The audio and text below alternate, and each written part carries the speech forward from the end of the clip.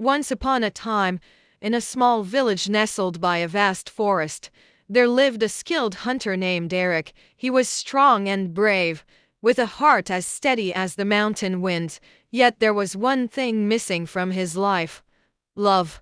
One autumn day, while tracking a deer deep into the forest, Eric stumbled upon a camp of travelers from a distant land. At their center was a princess named Elara, who had escaped her royal duties for a time of peace and solitude.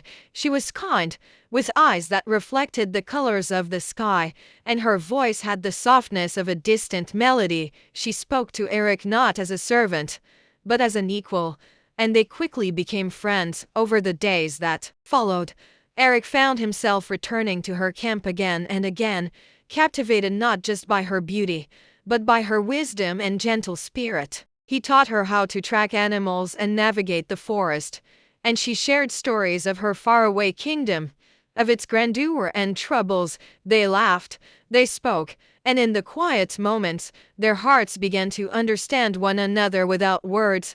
But the time came when Ilara had to return to her land.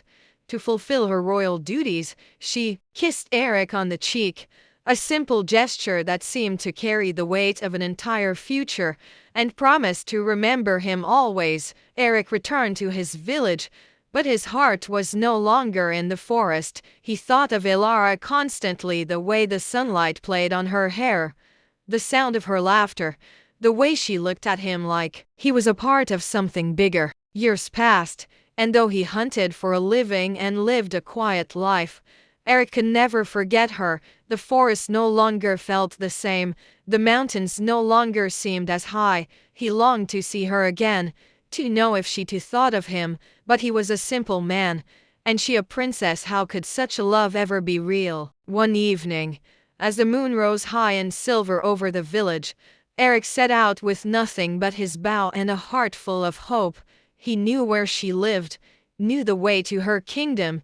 He didn't know what he would find, or what would become of their love, but he could no longer. He traveled far, through wildlands and rolling hills, until he finally arrived at the gates of her kingdom, and there, in the gardens of her castle, he found her Elara, now a queen, yet her eyes still sparkled with the same warmth. She looked at him as if no time had passed at all. Without a word, they embraced, knowing that despite the years, despite the distance, their hearts had never truly parted.